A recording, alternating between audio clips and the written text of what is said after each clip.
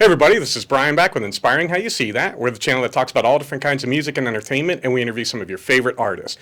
And today I have a very special treat. I have the Sweetest here. And guys, thank you so much for joining me. Thank you for having us. And of course, this is Catie and Sebastian. And you guys are from here in Erie, just like me. And you're starting out and you're hitting the ground running here at Monochrome Studios. So how did you guys get started? Well, initially, I'm the last original member.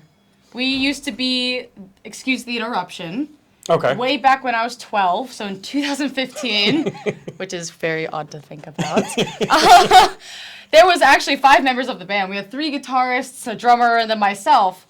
And then they're like, hey, does any of the guitarists want to play bass? And they're all like, no. So, me being the youngest, the only girl just signing up to be a vocalist, never played bass before, I got handed the bass, and I went on with that. So people have come and go throughout the years, and now we're here with our good buddy old pal Sebastian. I was literally just coming off of my first band. Okay. So Ryan was like, hey, would you mind playing for another band? I didn't know it was like her and our old guitarist specifically, but I knew it was like either going to be one of them because I've seen them before. Sure. Yeah. And so, yeah, then I come in for them for Rock Off. Yeah, you filled in for us for Rock Off 2 years ago. That's Nice. right. Yeah. So how was it joining then the band, Sebastian, coming in kind of the new guy? I'm pretty much used to just fitting right in. Okay. Like, people have told me that I'm pretty easy to talk to. So, like, I guess I'm pretty used to just going right in for You'd be it. tossed into a situation like, yeah, I got Yeah. I'll deal with it, you know? I mean, it was literally, I think, in November. And then, so, like, literally just 2 months of me with them. And literally, like, right after the Rock Off, I was literally like, oh, my God, I'm in my favorite band ever right now. Like, I never knew that. Nice. Well, I literally See, it took opened up it to took you. a turn that you didn't expect. I know. I thought he was going to make fun of me. Don't you remember the stairwell, the convo that we had there? Yeah, you're right. Stairwell conversations, you know?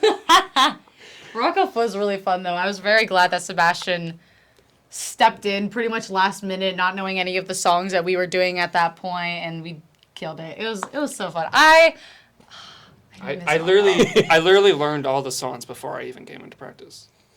Everyone should be like you. Hit the ground running. Honestly. And you mentioned Rock Off, and Catie, you're actually going to be in the Rock Off this year at the Rock and Roll Hall of Fame. So tell me about that. I am very thrilled to be going for my 3rd year. I do know that, unfortunately, because Sebastian is an oldie, he graduated college. Oh my gosh, no. Yeah. Woo! You're not that old, Sebastian. I'm not going to age you that much. Hey, that's not old. No, that's educated. That's educated. There you go. No, Sebastian graduated from high school last year, so he is taking a gap year right now, working, doing music, all that fun stuff. I'm a senior, so unfortunately he's not eligible Gotcha. to play for the Rock Off because it's the high school Rock Off. So it's just me because it's really only the 2 of us right now because we have guitarists come in and out. The pandemic hit pretty hard. Sure. Especially with a band that didn't even have full members in the first place. Trying to find people during that was ridiculous because everyone's like just staying home, not going out, not interacting with anything. So we just kind of, we hold our own, but I'm terrified to go by myself. I won't even lie. I mean, he's going to be watching me. And that's going to be weird because I don't ever see him. He's always behind me. No, I'm not going to be Gotcha. in the front row. Oh, you better be in the front row. I have too much anxiety for that. You're a fake fan. He's a fake fan. You need to make a The only sign. reason I was in the front row with you last time was because you were there and you dragged me there. You just need to stare at her awkwardly the whole time. No, you have to Make be it very You have uncomfortable. to be like stage right at barricade, not even right in the middle. You just have to look at it like. Exactly. No pressure at all. No, that's it. You just have to sit. No, I'm not even going to clap. I'm just going to be like... No, just like flip me off from the stage. Like, you suck. It'll motivate you. Yeah, and everyone's gonna be like, who's this guy? And I'm gonna be like, yeah, that's just my drummer. Yeah, we do. Yeah, no. But yes, I am very, very excited despite all the nerves, being by myself up there. It's gonna be weird because I'm gonna be playing a guitar. And I started out with guitar, but I'm very much oriented with the bass at this point with the band. So I'm going to be playing songs that our band plays, but acoustically on a guitar. It's just weird. Because I You'll do haven't really, fine.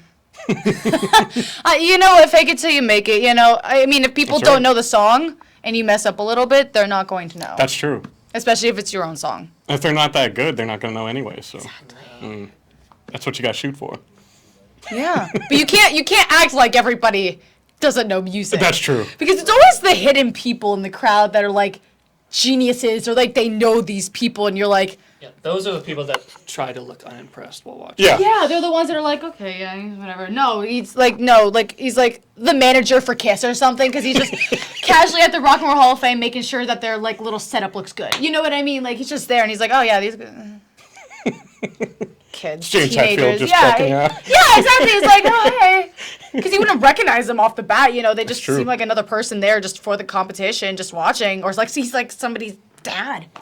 No, true. he's just a really important person, and you wouldn't even know, and I might even embarrass myself. So you don't even think about that. Just, I know. just get out there and just do your thing. And They're all the same to me Yeah. once I'm up there. yeah, just look over the top of their head. You know, once I'm on stage, I'm good. Yeah. I'm set. Once you start, you'll be fine. Because when I'm like terrified to sing in front of single-handed people, Yeah. a lot of people are like, okay, I really like for auditions that for like school shows and stuff like that for theater.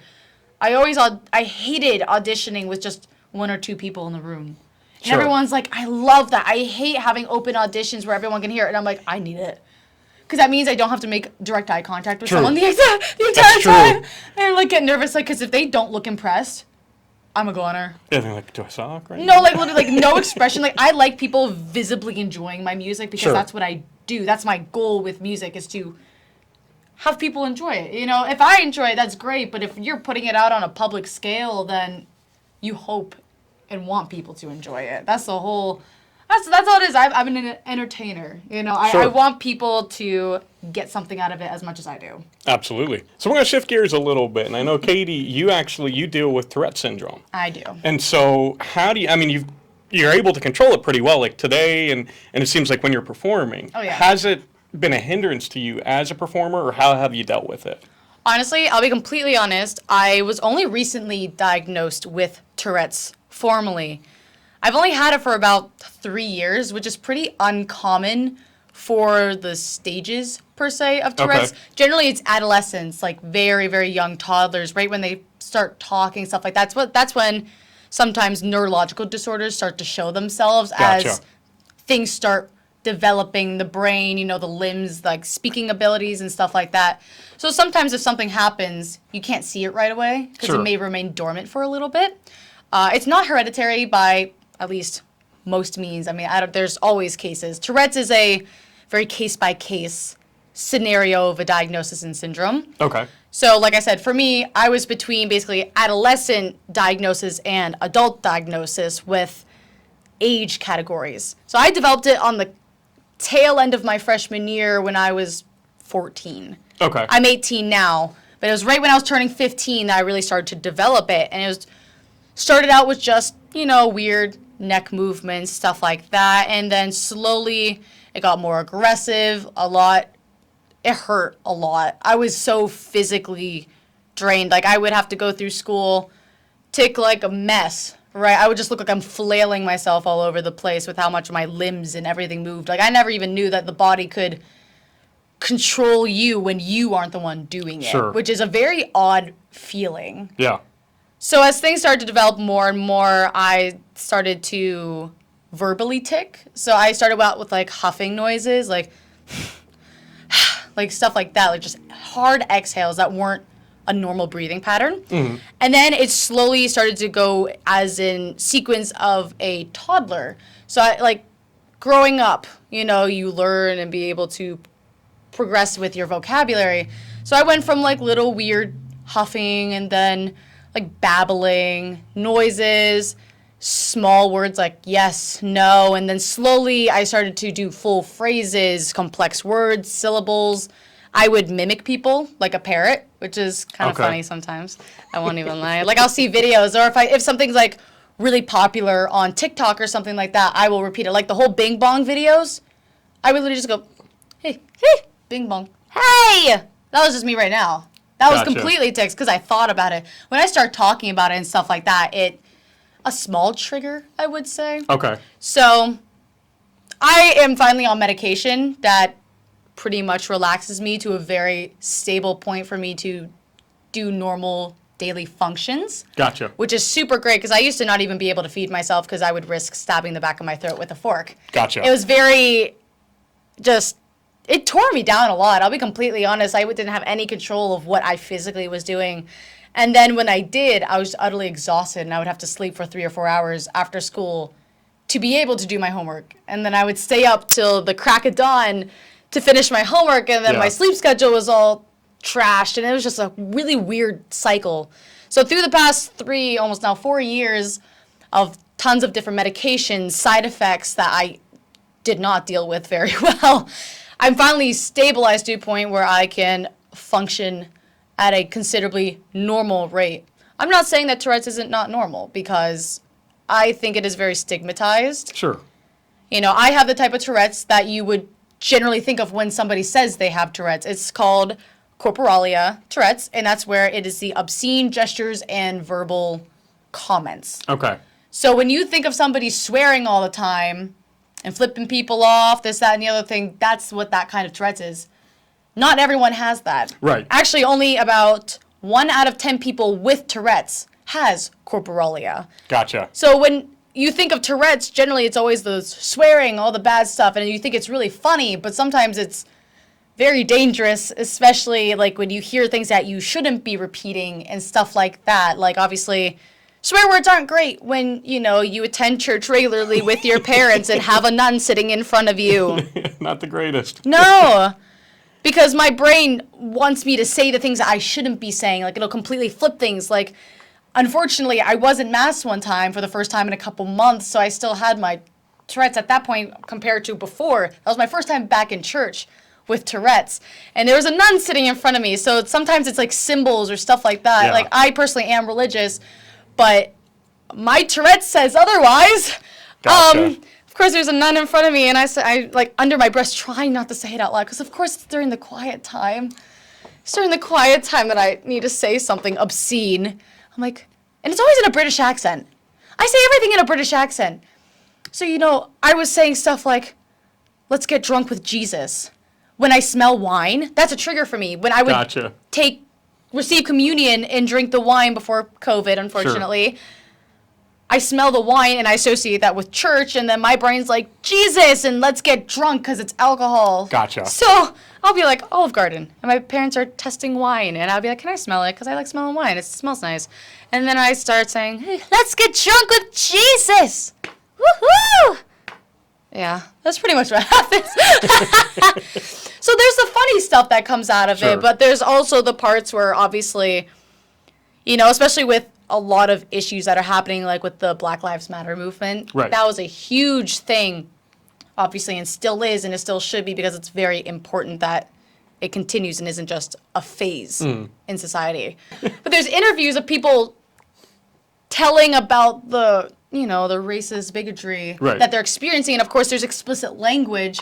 So then if I'm reading it and I'm seeing it over and over again, I'm hearing people say it, it's really hard for me to not say the bad things. So I personally have never done that, and I'm very lucky that I've been able to at least suppress myself to do that, because a lot of people with Tourette's, they'll unfortunately say the things that socially are not acceptable, and then they get absolutely obliterated for it, because and they people can't control it. Exactly, and people don't understand it. So that's why it's a little terrifying sometimes to be, you know, a 5'3" American white girl absolutely just swearing in the middle of Macy's. You know what I mean? Like, saying stuff that you wouldn't even expect from a teenager that looks well presented. You know, I carry myself very well. I'm very social, and I have a lot of friends, but if you heard some of the stuff I said, sometimes you'd be like, is that actually her?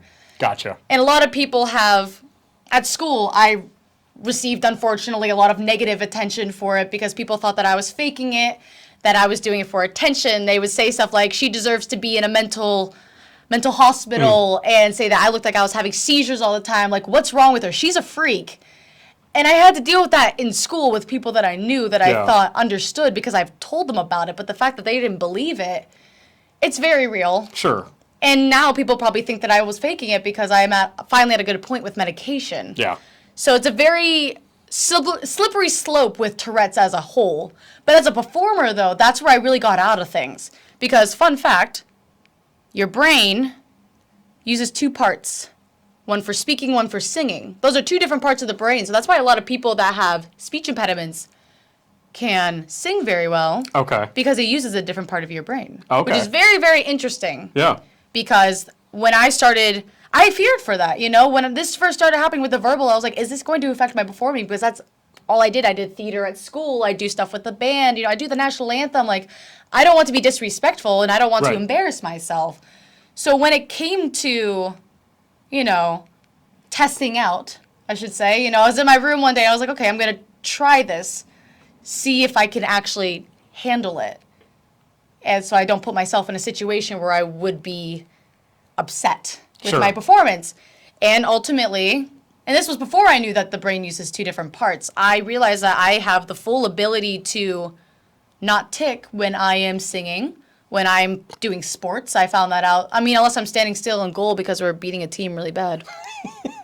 You know, I'll make a little beep bop, someone sounds, stuff like that. The refs will kind of look at me like, okay, yeah. Don't worry about it. Yeah, you're winning. You know, I actually won't say anything to you.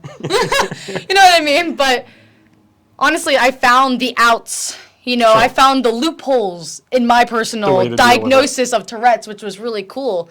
Because you wouldn't even know right now that I have it. You wouldn't know if I'm performing that I have it. You wouldn't know when I'm playing sports. You know, but when you just see me in a regular setting, you know, I'm beep bopping away. You know, I'm just saying whatever. But, you know, so literally the best way to treat someone with Tourette's is just to understand them, respect their triggers. Sure. And stuff like that so you don't accidentally trigger them. Or on purpose. Sebastian has a funny little habit of saying words that I repeat very funnily. Funnily. Wow. Do I know English? No. No, you like saying... He makes me say, like, quotes from Shrek. He's guilty. He's so guilty. Look at him. Because he started doing Shrek quotes one day during practice, and all of a sudden, I started saying, donkey! Donkey! It's out of my song! But it was just happening. But that's funny stuff. You know, I'm okay with that. But the people that try to purposely make me say... To embarrass you, yeah. You know, it's unfortunate that people will sabotage a condition like that because they don't take it seriously. Yeah. I've had people say to me, I didn't know Tourette's was real. I thought it was just something people did on TikTok. I thought it was a trend. It's a trend. A trend? Yeah, it's something you want. Yeah. They're like, I wish I had Tourette's. I'm like, no, you don't. It's funny. You know what? It's funny, and I've learned to live with it, but some people have it so much worse that it's debilitating. Yeah. No matter what they do. And they hurt themselves. Exactly. I used to have bruises all over my legs, my hands. Like, I wouldn't even be able to play bass or anything because I couldn't move my hand. Yeah. Like, it was to a point where I physically just couldn't do much of anything. And people that are like, oh, you're so funny. Like, that's awesome. I like hearing that I'm funny, that I say funny things, that people react to them in a positive way. But then when people try to manipulate people with Tourette's or tic disorders, it's so frustrating because I have friends of mine and we all just tell each other the terrible stories of what's happened because at the end of the day, they're funny because of just people's ignorance. Yeah. So, Sebastian, how did you feel kind of her going through that? As her bandmate, as her friend, how did that affect you seeing her go through that? I wouldn't say it really has. I mean, it definitely... I'd say it brings character. Oh, for sure. Which is definitely something that's needed. It makes practice more interesting. Yes, definitely. Because I definitely have some days where I'm just locked in and I'm just like, ugh, and blech. But then that'll happen. I'm just like, okay. Just kind of get you out of it. Yeah, you know what? You can only stay stuck in something for so long. That's true. When I'm saying real funny stuff, like it just, we'll be trying to record stuff sometimes and he'll like say something, he'll look at me funny. And I'll just start ticking into the recording. Oh yeah, I leave it on. I leave it recorded. It's like little Easter eggs. Like, so if you hear any time just a weird noise, a weird word or something, no, that's just me in the track. We just don't tick them out. How is the new music coming along? We're chugging. Nice. Oh yeah, we definitely have quite a few demos going right now in the folder. Yeah.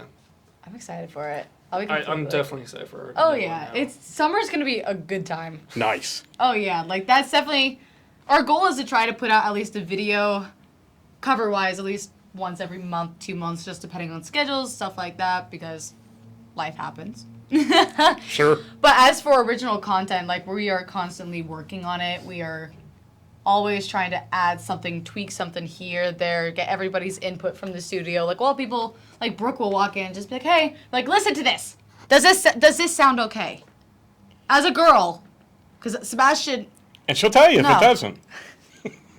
Exactly. Like, we're just all here.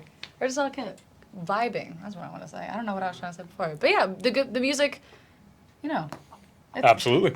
That's all I gotta say. You know, I'm excited for it. You know, I don't want to give away too much because we have, as like the newer stuff, like we were saying earlier, how the style is definitely a little different from how our covers are. Yeah, you can definitely see how my EDM background comes in there. There you go. It's gonna be really cool. Nice. Oh yeah, I'm very excited for like kind of this rebranding, the revamp of the Sweetest and like. Because you got gum, right? But then this stuff's just a little bit different. Okay. So we'll be sure to share that when it's coming out and make sure everybody hears it. Little teaser. So on that note, where can fans follow you guys online at? You can find us on Instagram, YouTube, and Twitter. Twitter's just kind of there so we can have the placeholder. I won't lie. That's how we do our have Twitter He didn't is. even know we had a Twitter. That's how our Twitter is too. Yeah. We mainly post on Instagram and YouTube. You can find us at The Sweetest Band on Instagram. And then as for our music videos, it's all under the Monochrome Studios page. On the YouTube channel. On Okay. YouTube, yep. We don't have our own separate channel like First to 11 and other bands do, just because we get a lot of traction through just people coming through. So it's a good way to start with videos, which I'm very, very grateful for. I mean, our very first video, first video as The Sweetest was Comatose, right after Honestly from way back when. There's such a difference. Like, when you first saw Comatose come up and watch it, the next recommended video was Honestly, and the whole dynamic changes. This room is not the same. The lighting's not the same. The cinematography's not the same. So it's a cool rebranding. But Comatose has, I believe, maybe 21,000 views, which is super cool as a small band. Sure. Honestly, when it first released in 2016, 17? 17, yeah. Yeah, I mean, it really only had a couple thousand views, maybe 2 or 3, but once Comatose came out, that shot up to over 15, 20,000 views. Then they started looking at your older stuff. Yep. Nice. So we're having a good traction of interest. I always look at the comments, and I always see like familiar faces and comments and stuff like that. So that's really cool. So that's where we get a lot of our traction. So Monochrome Studios YouTube channel, and then The Sweetest Band on Instagram. Nice. Yeah. And guys, thank you so much for spending this time with me. I appreciate it. And before we go, is there anything you guys would like to say to fans? We are the sweetest band in Erie, PA. Follow us. I don't have anything to say there. That's a good way to end it. If you see us, say hi. Maybe not to Sebastian. I'm not going to say. I was about to say where you worked, and I was not going to do that. No, we are very grateful for having this interview. Absolutely. It was a blast. It was a long time coming. Well, again, thank you so much. And as always, thank you guys for spending this time with us. We love you all. God bless, and rock on. See ya.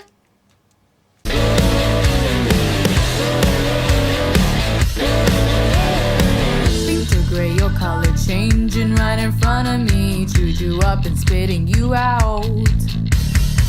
You've never been very sweet. Your flavor's lost on me. Chewed you up and spitting you out.